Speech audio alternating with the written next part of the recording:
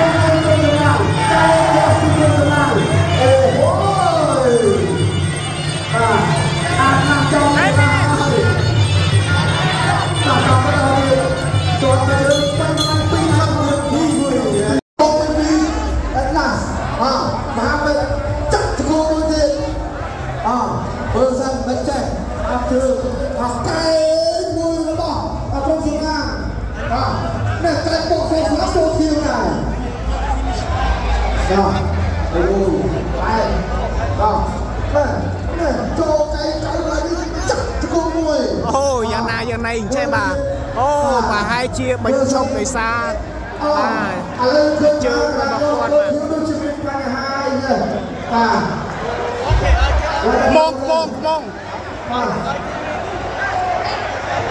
បាទចូលใจរបស់ខ្លួនណាពួកគេហើយក៏ពួកគេឆ្លោយជើងបាទគាត់ប្រូក្រាមគាត់ចាប់គោមួយម៉ៃក៏បានជើងរងព្រាហើយដល់ខ្លួនទេជើងឡើងប៉ោងមកហើយជើងឡើងឆ្វេងបាទជើងឡើងឆ្វេងរបស់បាក់បែកខ្លះអាយបាទយ៉ាងណាចេះអូលោកអាចារ្យចាប់បាត់ហើយបងគាត់ប៉ោង